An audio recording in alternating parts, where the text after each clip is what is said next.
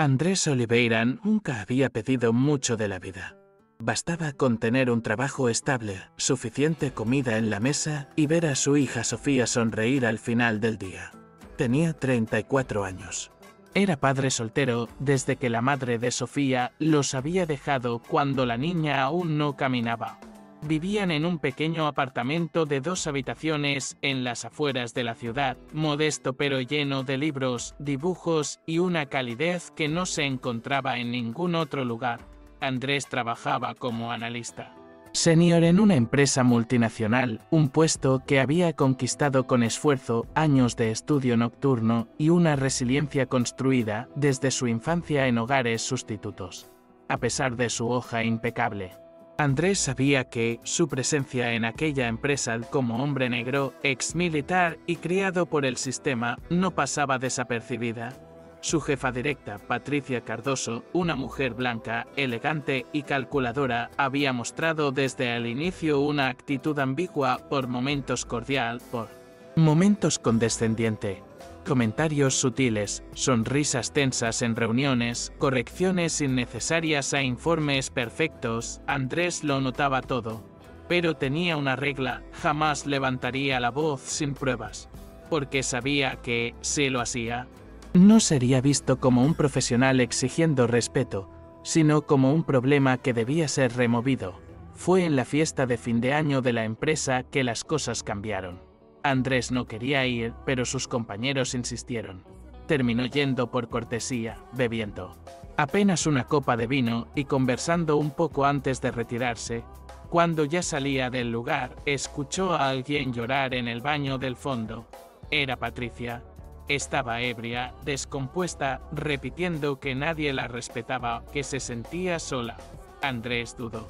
Pero la ayudó a levantarse, llamó un taxi y la llevó a su departamento. No cruzaron una palabra más allá de lo necesario. Él la acompañó hasta la puerta, esperó que entrara y luego se fue. Creyó haber hecho lo correcto. Pero al día siguiente, su mundo comenzó a desmoronarse. ¿Qué habrías hecho tú en el lugar de Andrés? Déjalo en los comentarios. Comparte esta historia con alguien que necesite escucharla y suscríbete para más relatos como este, porque a veces hacer lo correcto no te protege de la maldad de otros. Aquel lunes por la mañana, Andrés llegó al trabajo como cualquier otro día. Pero algo en el aire era distinto. Los saludos fueron escasos, las miradas esquivas. Al sentarse frente a su computadora, Patricia apareció en su escritorio con el rostro tenso y el teléfono en la mano. ¿De verdad creíste que no me enteraría?, dijo en voz baja, mostrándole una foto en la pantalla. Ella, acostada en su cama, en bata. Un hombre como tú, en mi casa. Aprovechándose de mi estado.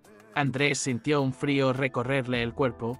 No por miedo, sino por la claridad con la que entendió que aquella mujer no lo acusaba por algo que creyera cierto. Lo hacía porque podía. Él intentó explicarse con calma. Le recordó cómo la encontró en el baño, cómo la acompañó sin tocarla, sin insinuarse. Patricia sonrió con desprecio. Qué conveniente. El empleado servicial llevando a la jefa borracha a casa. Todos sabemos cómo terminan esas historias, dijo con veneno. Andrés comprendió que no se trataba solo de una acusación, sino de una amenaza construida con intención. Pero lo que Patricia no sabía era que Andrés había grabado la noche entera con una aplicación que usaba por precaución, un hábito que tenía desde que vivía en hogares donde debía defenderse con pruebas, no con palabras. Durante años había soportado microagresiones silenciosas, comentarios sobre su suerte de estar allí, sorpresas hipócritas por su nivel técnico, evaluaciones injustas a pesar de su rendimiento. Andrés las registraba todas. Capturas de pantalla, audios discretos, correos archivados. No era paranoia, era protección. Sabía que algún día necesitaría esa artillería porque hombres como él no sobrevivían mucho tiempo en entornos que solo toleraban la diversidad como discurso de marketing. Patricia acababa de darle el disparador perfecto. Lo que más le dolía no era la acusación, sino la mirada de sus compañeros. Gente con la que había compartido 5 años de trabajo. que ahora lo observaba con una mezcla de duda y desconfianza. Una queja fue presentada oficialmente a Recursos Humanos, y pronto fue citado a una reunión. Al entrar en la sala, vio a Patricia sentada como una reina, flanqueada por 2 abogados. Beatriz, del área de RRHH, no podía ocultar su incomodidad. Andrés, la señora Cardoso afirma que te comportaste de manera inapropiada cuando la llevaste a casa. Él no negó nada, pero hizo una pregunta simple: ¿y quién tomó esa foto? Patricia respondió sin titubear: yo misma.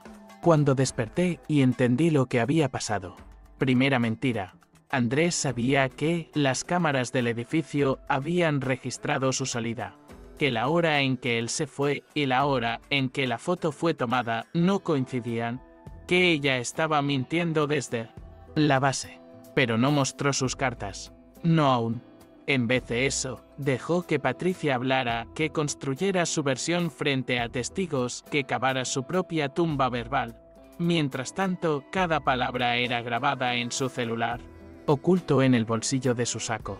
Lo había preparado todo, porque defenderse con justicia requería más que indignación, requería estrategia. Salió de aquella sala con el corazón en llamas, no por la humillación, sino por la imagen de Sofía esa misma mañana, preguntándole por qué parecía tan serio. «¿Todo está bien, papá?», le había dicho. Andrés prometió que sí, que las personas buenas siempre encuentran una salida.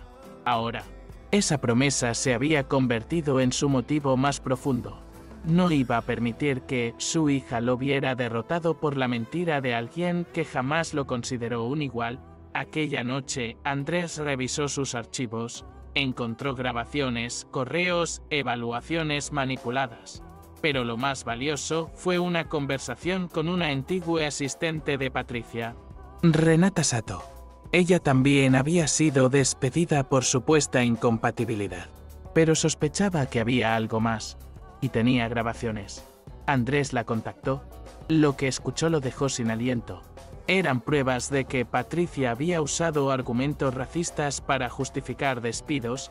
Había al día siguiente, mientras Patricia distribuía un memorando interno sugiriendo vigilancia sobre empleados inestables. Andrés hizo su primera llamada estratégica, no a un abogado laboral cualquiera, sino a Amanda Rivero, una abogada afrodescendiente reconocida por enfrentar casos de discriminación corporativa con una tenacidad implacable. La voz de Amanda fue directa: «Renata me habló de ti. Dijo que podrías tener material valioso». Andrea respondió sin titubeos: «No tengo solo material. Tengo pruebas documentadas durante más de 2 años». Amanda no tardó en agendar una reunión en el despacho de Amanda. Andrés abrió su computadora y mostró todo. Carpetas clasificadas por tipo de abuso, estadísticas detalladas que evidenciaban patrones discriminatorios, correos donde se le exigía el doble para recibir la mitad del reconocimiento. Amanda lo escuchó en silencio, mientras cada nuevo archivo reforzaba lo que durante años había sido difícil de demostrar: que en esa empresa el racismo no era una excepción, era una estructura. Cuando terminó, ella dijo: «Esto no es solo un caso de acoso. Es una bomba legal que puede explotar a nivel federal». Mientras tanto, Patricia seguía celebrando. Se comunicó con ejecutivas de otras filiales, se jactó de haber resuelto el problema antes de que escalara, en una llamada que creía privada. Se permitió bajar la máscara. El problema con gente como él es que no entienden su lugar. Creen que merecen lo mismo que quienes sí construyeron algo en la vida, dijo. Lo que no sabía era que Andrés había instalado un sistema de monitoreo en los servidores internos. Cada llamada, cada palabra, cada risa cómplice estaba siendo grabada. Esa misma tarde, Amanda llamó con novedades. El Departamento de Justicia estaba investigando prácticas discriminatorias en corporaciones multinacionales, y la empresa de Andrés estaba en la lista preliminar. Si presentamos esto ahora, tus pruebas no solo sustentan tu defensa, sino que pueden desencadenar una investigación federal de gran alcance, dijo Amanda. Andrés colgó el teléfono y miró a Sofía, que hacía dibujos en la mesa del comedor. «Papá, ¿ya arreglaste lo del trabajo?», preguntó con sus grandes ojos. Atentos, Andrés sonrió. «Estoy en ello, mi amor. ¿Y voy a hacerlo bien? Si esta historia te conmueve, deja un comentario. ¿Alguna vez te han hecho sentir invisible por ser quien eres? Suscríbete para más relatos como este y compártelo con alguien que necesite saber que no estás solo, porque la verdad, tarde o temprano, siempre sale a la luz. Amanda sabía que no era un caso común. Lo que sorprendía no era solo la calidad de las pruebas, sino la preparación meticulosa de Andrés. ¿Cuánto tiempo estuviste documentando esto?, preguntó. Desde que entendí que el silencio no me protegía, respondió él. En otra carpeta había capturas de pantalla de chats entre ejecutivos, mensajes en tono burlesco sobre la diversidad, y una grabación que estremeció a Amanda, una reunión de liderazgo en la que discutían cómo limitar promociones a empleados con perfiles de riesgo cultural. Andrés no sentía odio, sentía convicción. Esa noche, mientras le explicaba a Sofía que estaría más tiempo en casa esa semana, ella le preguntó algo que lo dejó sin aire. «Papá, ¿por qué hay gente que piensa que unos valen más que otros solo por su color?». Andrés la miró en silencio unos segundos antes de responder. «Porque nunca tuvieron que demostrar su valor. Pero nosotros sí. Y lo haremos con dignidad, no con odio». Sofía asintió como si entendiera más de lo que podía decir. En la empresa, la tensión comenzaba a crecer. Patricia recibía felicitaciones internas por haber actuado rápido ante una supuesta amenaza. Sin embargo, en paralelo, las grabaciones de Andrés comenzaban a circular discretamente entre periodistas de investigación y abogados de derechos civiles. Él no lo hacía por venganza. Lo hacía para que su historia no se repitiera con otros, porque sabía que el poder solo teme una cosa: la verdad expuesta ante los ojos del mundo.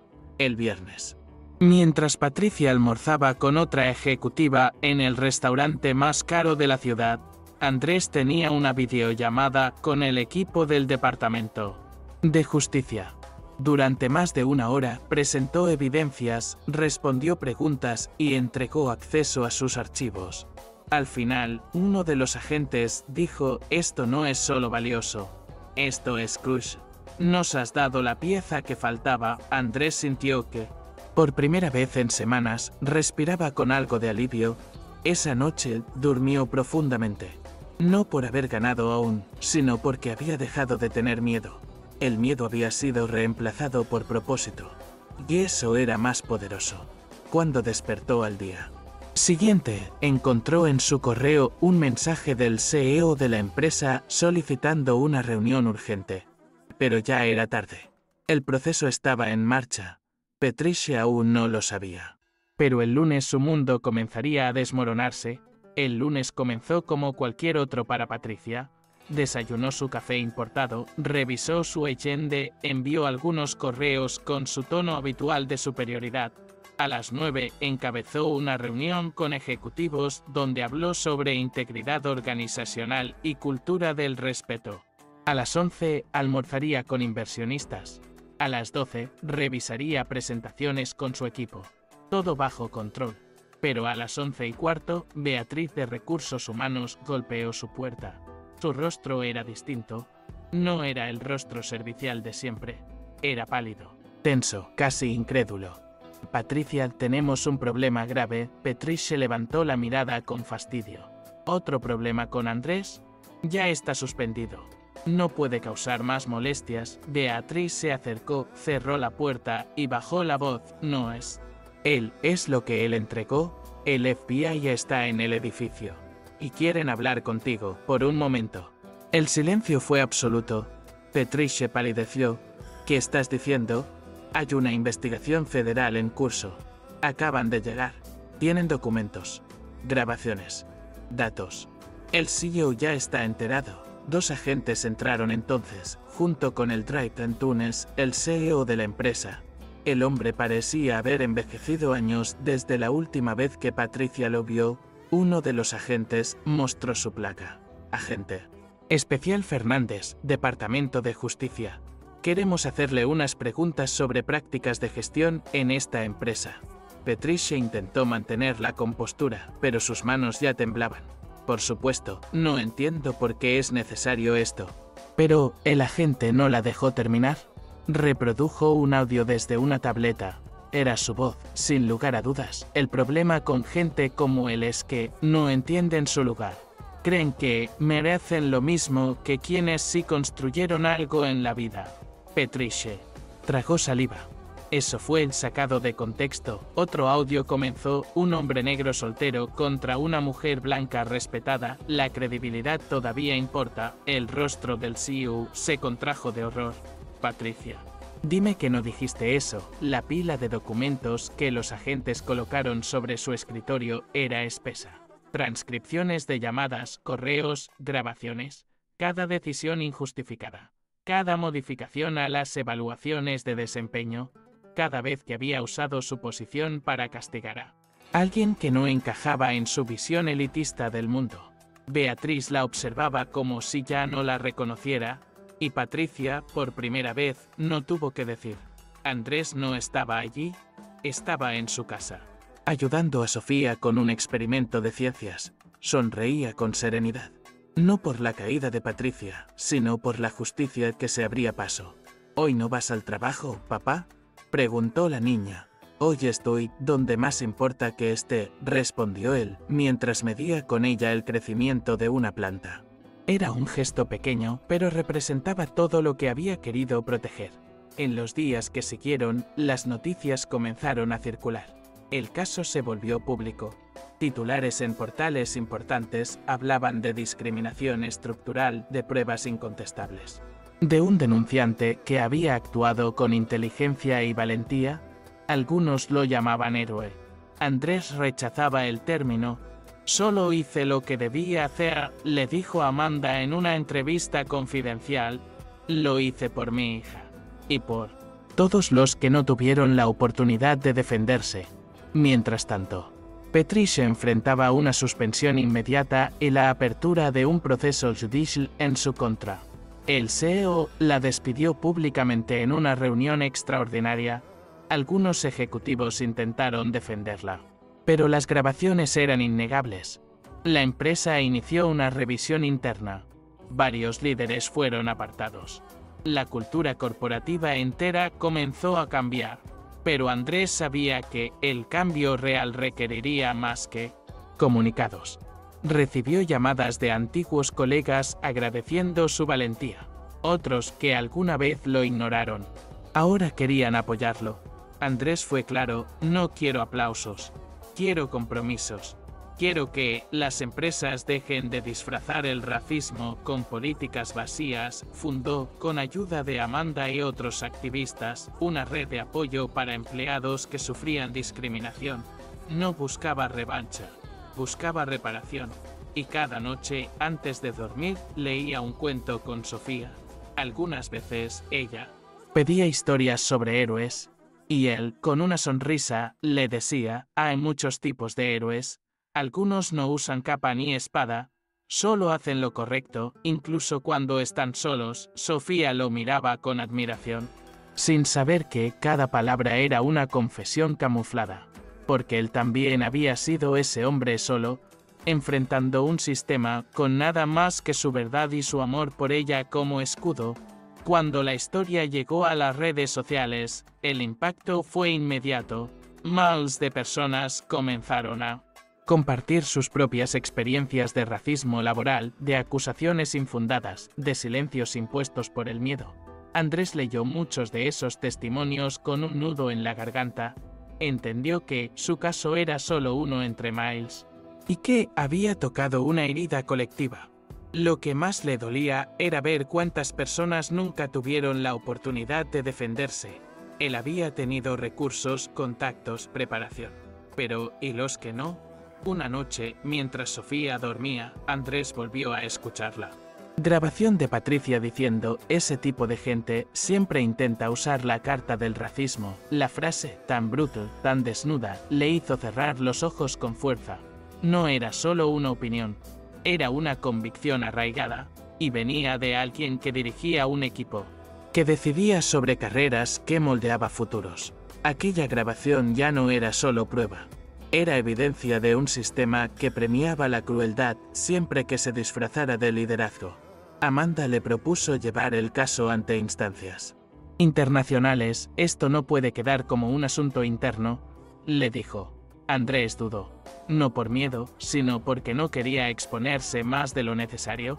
Pero después de recibir un correo de una joven de 22 años que decía, gracias a tu historia, renuncié a un jefe abusivo que me hacía sentir basura, entendió que su testimonio tenía un poder que iba más allá de él mismo. El proceso legal contra Patricia avanzó con rapidez. Las pruebas eran irrefutables. Sus propios colegas comenzaron a testificar en su contra, algunos por remordimiento, otros por miedo. Ella intentó negociar un acuerdo, pero la empresa, presionada por la opinión pública y el avance de la investigación federal, se negó. Lo que hiciste no fue un error, fue una práctica sostenida.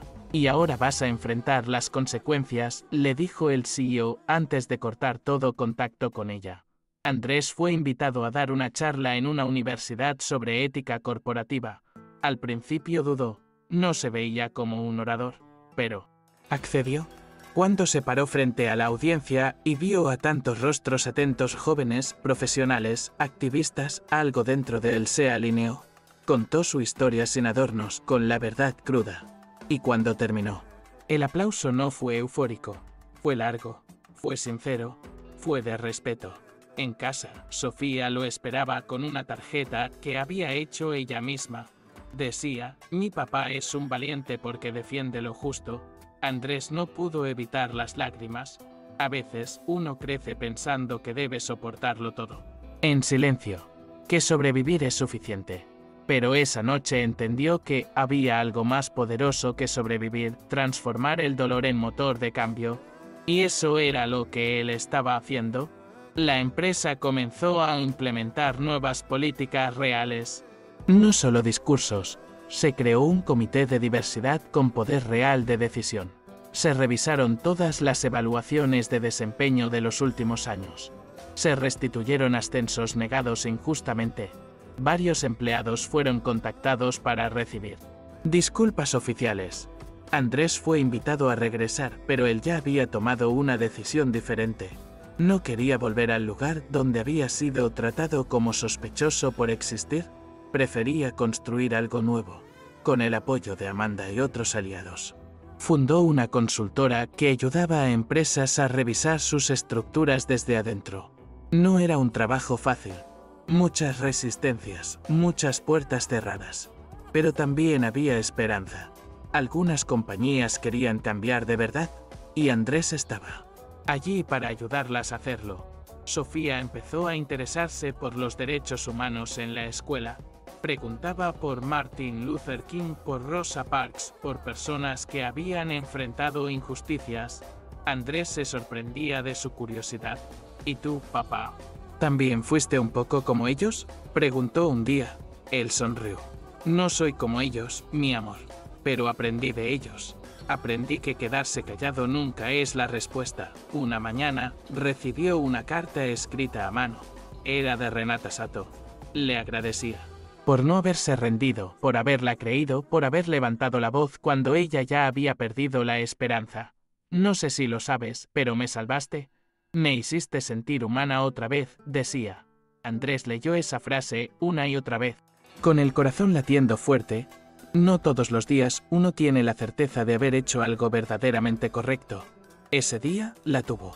Con el paso del tiempo, la historia de Andrés se convirtió en un referente. No por ser perfecta, sino por ser real. No era el relato de un superhéroe sin grietas, sino de un hombre común, lleno de dudas y temores, que se negó a ser aplastado por la mentira.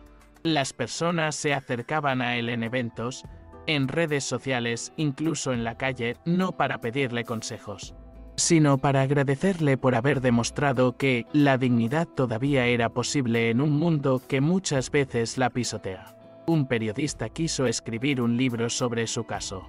Andrés aceptó solo bajo una condición, que no fuera solo su historia, que incluyera las voces de todos los que habían sido silenciados. El libro se tituló No era mi palabra contra la suya y se convirtió en lectura recomendada en varias universidades. Para Andrés, cada página era un recordatorio de que había valido la pena resistir, que no había sido en vano.